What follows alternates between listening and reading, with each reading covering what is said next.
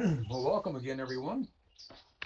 And we were talking about core network signaling protocols last time. Let me put this on the slide. There we go. And I think we started off right here. Let me go to this point right here. Yes, I guess that's the point. So let's get rid of that right away. And let me back up a slide now. Okay, we're just talking about SS7, Signaling System 7, which is one of these protocols that really handles all levels or layers of the protocol. We talked about what is contained in SS7, and we have really three main pieces of architecture. The service switching point, which is the switch itself. In the case of the mobile telephony, that's the mobile switching center. The service control points, which would be the databases, that would be things like the home location register, the visitor location register, the message center, and then the signaling transfer point. Think of the signaling transfer point. That's the device that's going to route. That's the routing device that's going to route these SS7 messages. We talked about all of these nodes have a signaling point code. Here. All of these nodes have an address, which is called an SPC or a signaling point code. And remember, there's three types of links that tie these together. One being a low speed link. Low speed link sends traffic at 64,000 bits per second. High speed link, which is like increasing the speed limit now to 2.048 megabits per second. And today, what's the most common are IP based links, which is called signaling transport. SS7 was standardized in the very late 1970s and early 1980s, both a group called CCITT, which is a French acronym. Today that's the ITU, the International Telecom Union, and American National Standards Institute. It was deployed in wireline networks very much throughout the 1980s. It was deployed in the second generation, the GSM networks, in the 1990s, and in the third generation networks here. So it enjoyed kind of its biggest growth from the early or towards the mid 1980s up and through the 2000s. Now it still is a widely deployed. I got to mute. If I would mute your microphone, please, if you could. Everyone, if you could mute your microphone, that would help a lot. Raphael, if you can mute, yeah, there we go. That's better. Um, so anyway, it was deployed. Now it's still there. It's still in the wireline networks. It's still in wireless networks. It's still in 2G and 3G networks. But the biggest growth and wireless really occurred in this era right here. SS7 is used, and SS7, Signaling System 7, has two kind of overall high level uses. One is to set up a circuit for voice traffic. It's called circuit switch trunking. So a customer here picks up their phone and they dial some digits that terminates either at another mobile switch, or maybe it's their friend in the public switched telephone network, the wireline network. So what it does is it'll reserve one of these circuits, one of these circuit voice paths, and it'll send signaling information over through these signaling transfer points to the other end. And then these two units will converse back and forth with signaling. This phone of the called party will start ringing, and once they answer the phone, it'll send an indication over here the phone got answered. Now these two talk over that dedicated path. So it's a circuit that's only for that user. Now later on in IP, of course, your voice is packetized, but this is circuit switched where you have a dedicated path that you talk over. So that's one use of SS7. The other use of SS7 is when a switch goes outside of itself because it needs information.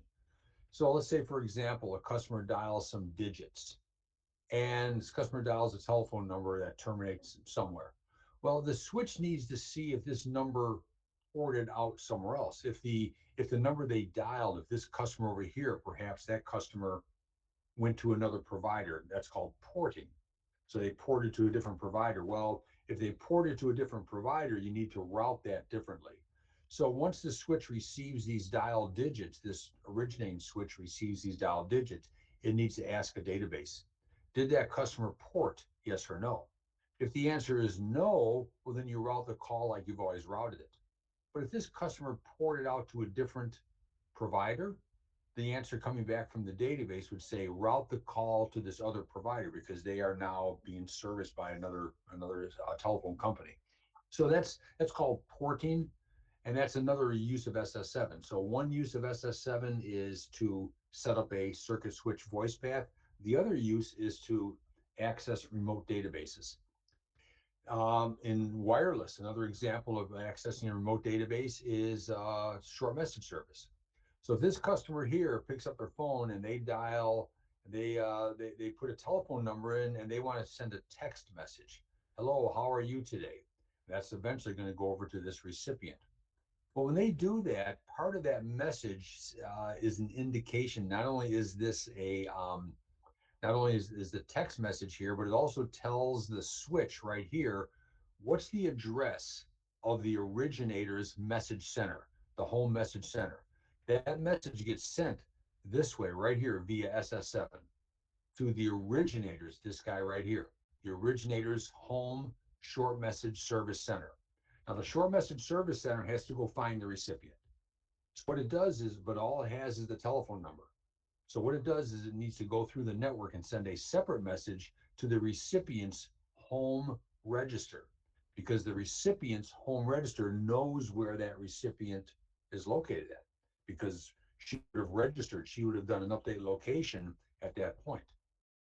So it comes back from the database and it says the recipient, here's the address of the switch where the recipient is located. This message center can say, then thank you very much. It can now send the message. So this is a SS7 message. This is a separate SS7 message to go find the recipient. And this is a third SS7 message to send that short message to the recipient's switch where they're located. So that's another use of SS7. You're going outside of your switch to deliver information. Another use in wireless is you do an update location. When you power your mobile phone on, that could be in your home network, but it could also be roaming. We'll use Raphael as an example. Again, Raphael flies, gets on an airplane to visit Richard, and he goes to Dublin. Well, he powers his mobile phone on. His identity is now going to go over the air interface to a cell tower, and the cell tower is going to give that to the mobile switch. The mobile switch is going to check its own internal visitor register. Do you know who this is? Yes or no?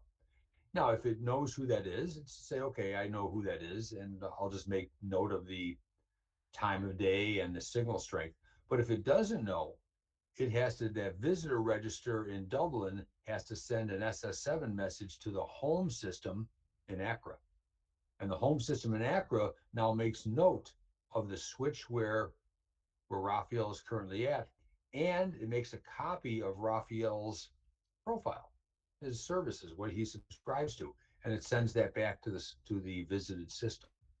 The visited system now has a copy of Raphael's profile. So two things have happened. Raphael can now use his phone in Dublin because it knows of all of his services. Plus, the home network, the home system knows where he's at. The home system does not keep track of Ralph while he moves from cell to cell. This switch keeps track as he moves from different cells. But this switch does know the identity of the mobile switch where he's currently at. So any service that needs to find Raphael will always go to the home register first. If I that's voice calling, it needs to know where he's at, it'll go to the home register first. Just like we just saw the short message.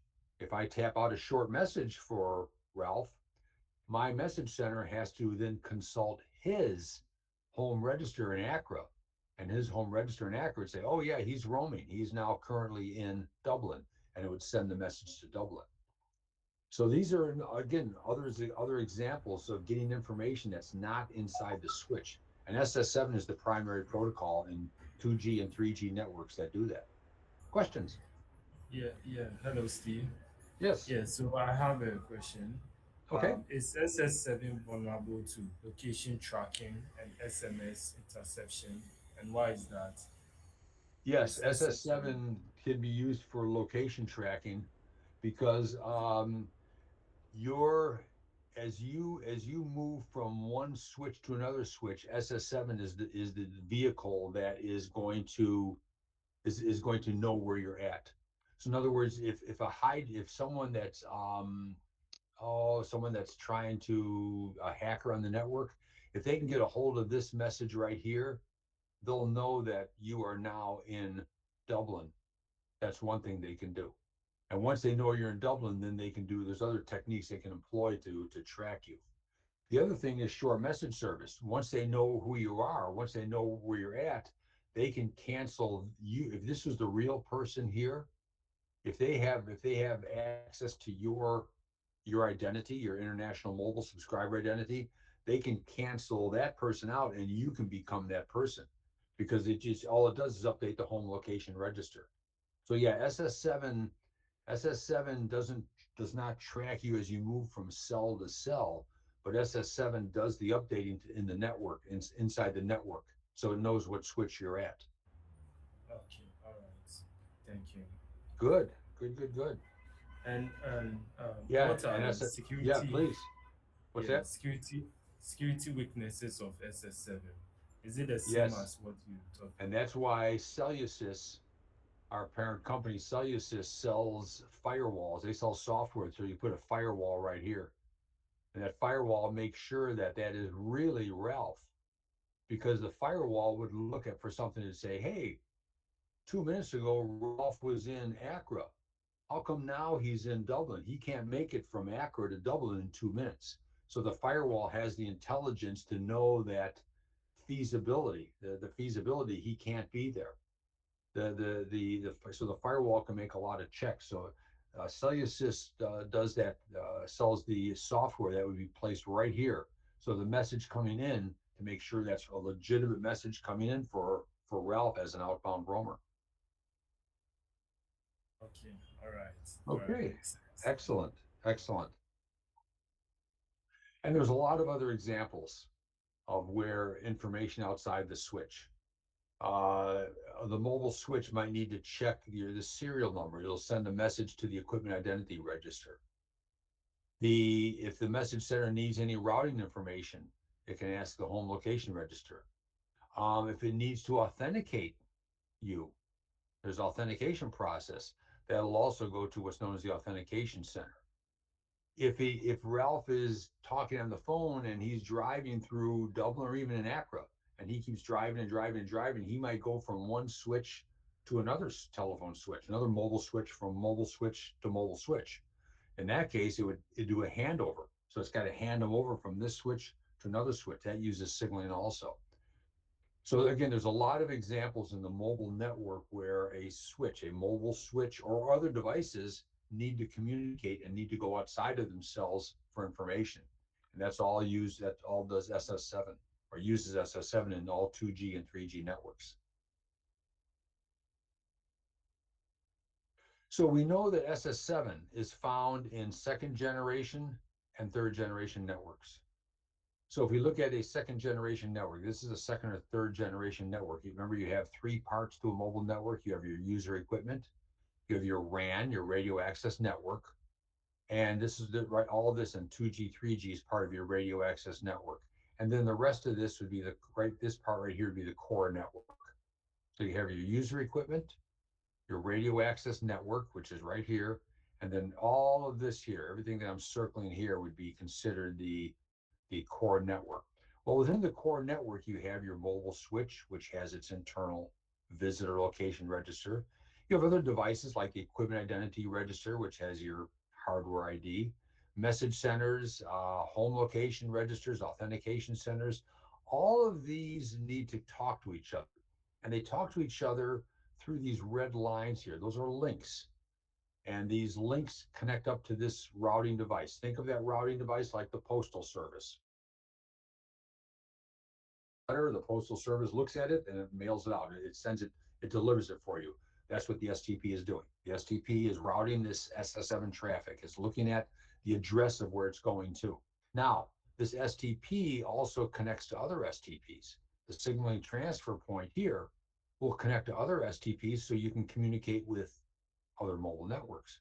Or maybe for roaming, some international interconnecting network, or you need to communicate with the wire line network. You have friends, or times you have to call someone in the wire line network, which is called the PSTN, the public switched telephone network. So these STPs, all the communication, the signaling communication now, not the voice, the signaling communication with SS7 is done from STP to STP. These links, all these red lines here, and even these, those are the links. They're one of three types. They're either low speed link, which is 64,000 bits per second. They're high speed links, which is 2.048 megabits per second, or they're IP based.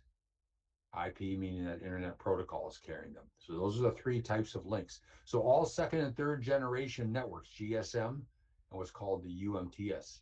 That's what's known as 3G. So the SS7 protocol is one of those protocols. Remember, you have some protocols that do certain things. IP is a protocol that routes. TCP or UDP is a transport layer protocol. HTTP is an application level protocol. Ethernet or PPP point to point protocol, those are lower layer protocols. Where does SS7 fit in on all these protocols? Everywhere. SS7 does the layer 2 information, so it does framing. It'll do its error correction and error detection and correction. It'll also ensure the integrity of the link. So that's what would be normally considered a level 2 or a layer 2 type of protocol. It does routing, just like IP does routing with data packets. SS7 does its own routing. It also selects what link you're going to use. It also manages the network. If a link goes down, or if a route goes down, or if a route becomes congested. Sometimes some protocols, or sometimes in SS7, you need to set up a logical connection first before you start sending messages. That's called connection oriented. Most of the time for SS7, it'll be connectionless. In other words, you don't set up a logical channel first. You just package the whole message up and send the whole thing out. That's called connectionless. You can route messages based on a whole bunch of criteria. We'll talk about that later. Remember, it's also used to set up these circuit switched voice paths. Those are called trunks. It maintains the state of the transaction. You can carry on a lot of different user information. You can also carry on dialogues. Not every message is, "Hey, give me what I want, Ralph, and here it is, we're done." "Hey, Ralph, give me what I want. Here it is, we're done." Sometimes messages get sent where we carry on a conversation. I want something, Ralph sends it to me. Something else, Ralph sends it to me. Ralph wants something, I send it to him. We're carrying on what's known as a conversation. It's like holding this transaction open. So that's SS7. So if you take a look at something called the OSI model, Open Systems Interconnect model, the OSI model defines a 7-layer, kind of a benchmark of how protocols communicate. In other words, you have from the OSI model, you have a physical layer, you have a data link layer, which is layer 2, you have a network layer, then a transport layer, a session layer, a presentation, and an application. And I gave some examples here. So the physical layer would be things like your pin configurations, maybe for wireless, your modulation, electrical characteristics, voltages, things like that. That'd be things like copper or fiber or wire or wireless. Data link layer, which is a layer 2. So there's certain protocols that are responsible for controlling the links and reliable transfer. In other words, they make sure that the zeros and ones, if I'm originating zeros and ones, I'm going to send them to one of you. I'm going to wrap that up and do some kind of checking on it, and then I'm going to send it to you. You're going to do the same mathematical calculation packaged up for you really receive. And some protocols do that. Ethernet.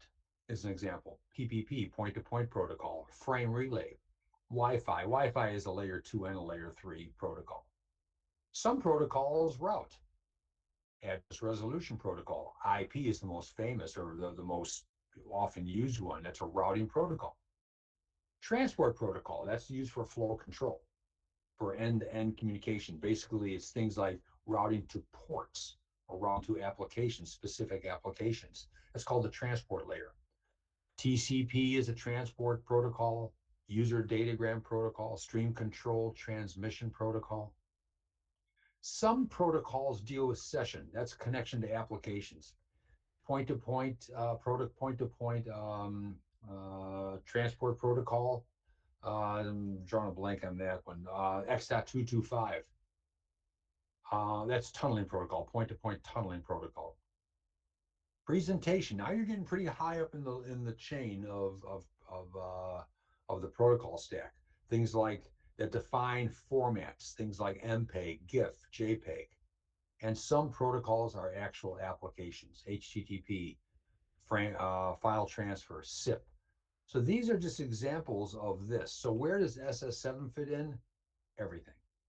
SS7 does the physical layer. SS7 does the data link layer. SS7 does its own network layer.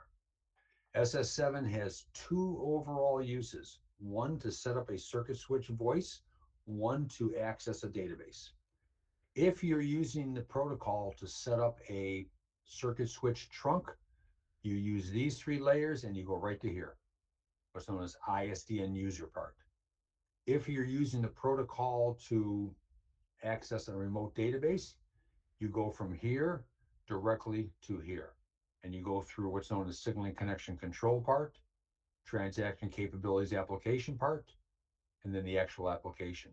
So a lot of acronyms here, but this is just to show you that other protocols that you'll see in data generally do one thing. SS7 is why SS7 is so complex, because it does everything. It's an all-encompassing protocol, very versatile. It's very much a workhorse. It's very much kind of a like almost like the crown jewel of signaling protocols, because you can see it does all these things. So if we take a look at these right here, let's break these down right here. Let's just take a look at this link layer, data link network, ISN user part, SCCP, and let's see what they do specifically for telecom. So if I take a look at the MTP, which is made up of these three layers, the data link, which is your physical layer, that's your bits, your voltages, your pin configuration. Your link layer of the protocol is used for framing, for error detection, for error correction, for link integrity. So those are parts of the protocol that will make sure that the zeros and ones that I send you, you receive. So if I'm going to send a packet of zeros and ones to you, I'm going to first perform a mathematical calculation on that, depending on the bit pattern. And the result of that calculation, I'm going to tack on the end. I'll put that as 16 additional bits on the end. I then send the whole thing to you. When you get it, you take off those 16 bits and you perform the same mathematical calculation. Then you check my result with your result. If your result and the result I have are the same, you then say, okay, this is a good packet. Layer 2 is satisfied. So what is layer 2 going to do? Give it to layer 3. Layer 2 hands up to layer 3 and says, hey, everything is good. Everything checks out very well.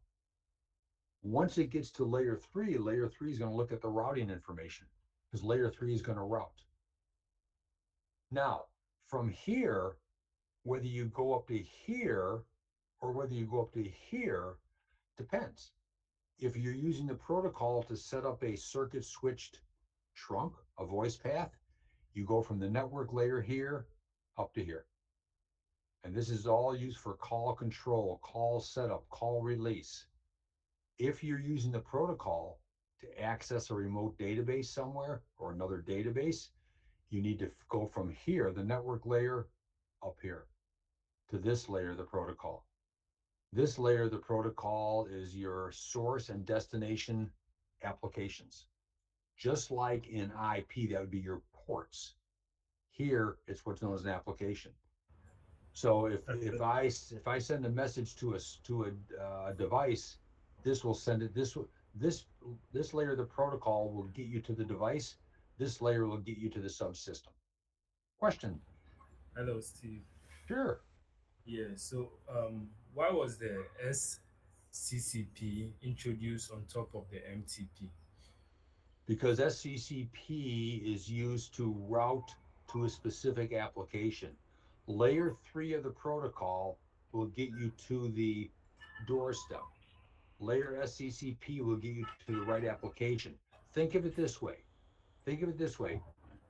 All of you live at the same address. Let's say all of you, everyone on the in Akron now lives, and all of you at the end of the line here lives at the same street address, but you all have different apartment numbers. This layer of the protocol will route your letter to your address. This layer of the protocol will route you to the correct apartment number. So if you send a message, let me go back to here. If you send a message here, let's say a message arrives right here, layer MTP3 will get you to that point right there. However, is that message destined for the VLR, or is that message destined for the switch? Layer 3 doesn't know. Layer 3 only can get you here. But layer SCCP says send this to the VLR or send this to the MSC. Those are called subsystem numbers. So that's why you need that layer of the protocol. You need that layer of the protocol because you're originating, the source, and the destination applications are listed there. Okay. Very well, very well. Okay. Thank you. Now this is a And, transaction service. Yep. Go ahead. yeah, Questions? so with Hmm. the services that the SCCP provides, is it the source and destination SSNN or in Hmm. the global routing only, or it does other services as well? I'm sorry. What was the question Yeah, again? the services, the type of services SCCP provides. Yeah, the type of services that it provides would be it does connection oriented services, it does connectionless services. It also does something called specialized routing. We don't have the time to really go into that. That's called global title transaction, global title translations. But its job, the SCCP's overall job is to route you to a specific application at a destination. Layer MTP3 will route you to a destination. This will route you to an application if you have multiple applications at that destination. Because oftentimes these devices have multiple applications within them. A switch might have a mobile switch application, but it also has a VLR application, and it could have other applications. So that's the purpose of SCCP. Thank you. TCAP, the transaction capabilities application part, that's kind of think of that like the form letter. The form it says, okay, it's telling the application you have to follow these rules to make it look so all these messages look the same. However, what you specifically send, what information you send is going to be defined by the actual application because the application is what does the location management, the handovers, authentication. So this is going to be specifically what you're sending. Now let me give you an example of that. Let me give you an example of that while we're here. Let's go courses. Let's go to handouts. Let's go to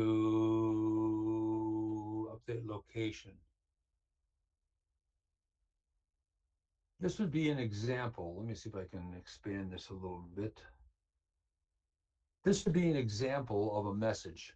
Now this is all just with the zeros and ones. Down a little bit. This is just the zeros and ones. All of this information here is MTP layer 2. So this right here, the flag, what's known as the sequence numbers and the length indicator, everything here in yellow, that's all layer 2. That would be this right here, the link layer.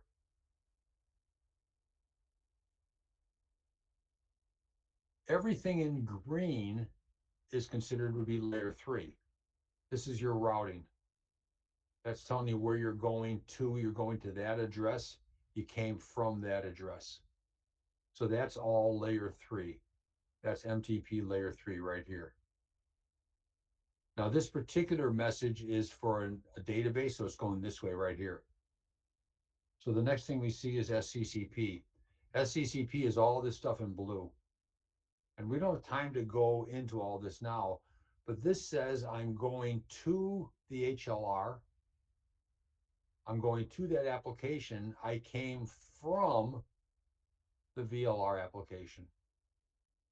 So I'm going to this address right here, 7-30-3.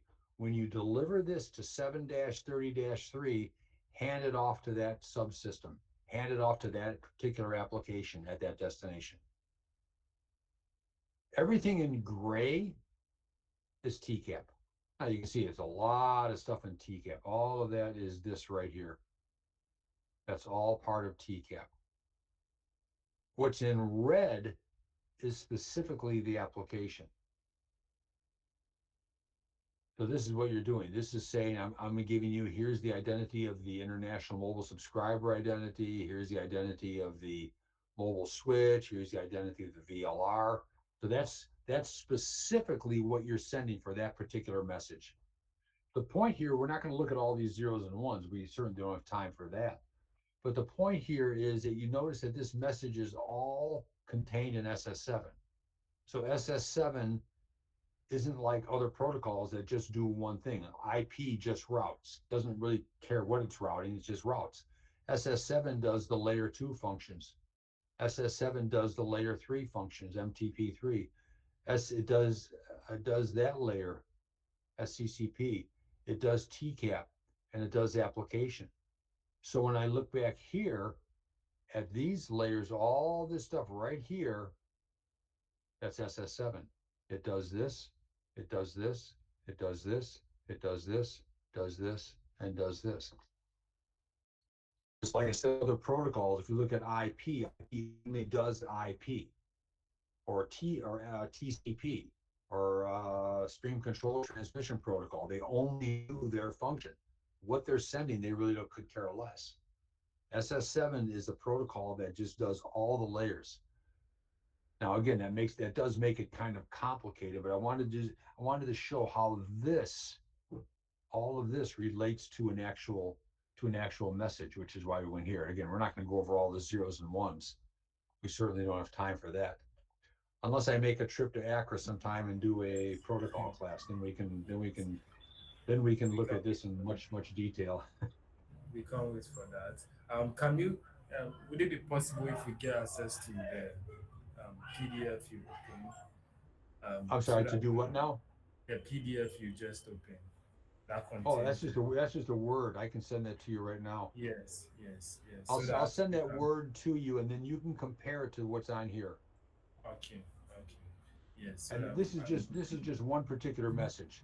This particular okay, message is right here on line 91. It's an update location message. But as soon as I get off here, I'll send that right to you. thank you very much. Thank you. Absolutely. Yes, I believe this time. Um, we've done 30 minutes and two. Any So questions? I believe we can. Yes. Before we go, is there any questions so far? Yeah. Okay. So I don't think so. So we can end here and then we start We'll back start here here. next session. Okay, very good. Let me save that. So if I lose that, then we'll go down here, and I'll move you back over here. I got to stop sharing. Okay, excellent. We'll see you 1 week from today. And Raphael, I'll send that to you right now. Thank you Enjoy very your much. time off on Friday, and we'll see you It's, next Wednesday. it's, Okay, enjoy. We'll see you guys. Take care.